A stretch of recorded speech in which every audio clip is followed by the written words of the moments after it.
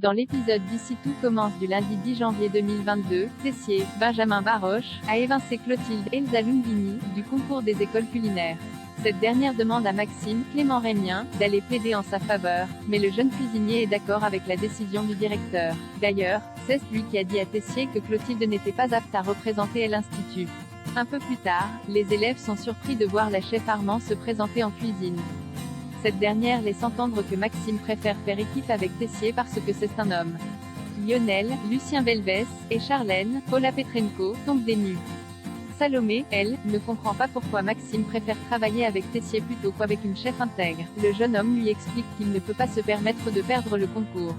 En effet, si Louis-Fabien Wolfrom gagne, il récupérera la direction de l'Institut. Après s'être fait piéger par une youtubeuse mal intentionnée, Tom Darmon, enregistre une vidéo pour rétablir la vérité auprès de ses abonnés. Malheureusement, sa démarche n'a pas l'effet escompté.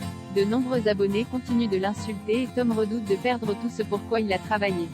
Martha, Sarah Fitri, essaye de le rassurer, mais Tom lui fait remarquer que sans son travail d'influenceur, il n'aura plus de quoi payer ses études à l'Institut. Pour apaiser les choses, Tom décide de reprendre ses activités et fait un live.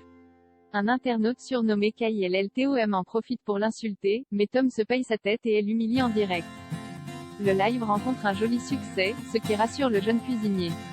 Mais en fin de journée, Tom se fait agresser en pleine rue par un inconnu, qui se révèle être KILLTOM. Ambre, Claire Morin, assiste à l'agression et frappe KILLTOM pour le faire fuir. Elle appelle ensuite, le chef Saran fait une proposition à Maxime en début d'après-midi. Antoine, Frédéric Diontal, donne le coup d'envoy du concours de la meilleure école culinaire de France. Le chef Michel Saran, président du jury, présente les 5 binômes en compétition. En arrivant, Tessier et Maxime se font huer, forçant Antoine à rétablir l'ordre dans l'assemblée. Lors de la première épreuve, seul l'élève peut goûter le plat à reproduire et doit le décrire à son chef. Maxime pense que la viande a subi une double cuisson, poêle et four, mais cela est très difficile à déterminer. Pendant l'épreuve, il remarque qu'aucun binôme ne passe la viande au four. Il se met à douter, mais Tessier décide de suivre l'instinct de son élève puis la viande au four. Vient ensuite les tapes de la dégustation.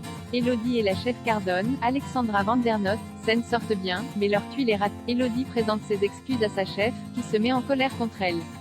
De leur côté, Louis et Enzo, Aziz Diabaté, impressionnent le chef Saran. Celui-ci note néanmoins qu'Enzo a confondu la clémentine avec l'orange. Enfin, Maxime et Tessier ont reconnu tous les bons ingrédients. Michel Saran félicite même Maxime pour la cuisson de la viande. Au final, Elodie et Cardone, Enzo et Louis et Maxime et Tessier sont retenus pour la deuxième épreuve. En fin de journée, Michel Saran va voir Maxime pour le complimenter. Maxime lui présente ses excuses pour les huer, mais le chef n'a que faire. Il souligne que cela sera bien pire lorsque Maxime aura son restaurant étoilé. L'apprenti chef ne revient pas qu'un chef aussi talentueux que Saran lui fasse un tel compliment. Et ce n'est pas tout. Le chef cuisinier annonce à Maxime qu'il cherche un jeune chef pour son nouveau restaurant à San Francisco. Il lui explique que s'il gagne le concours, la place pourrait lui revenir. Loading widget.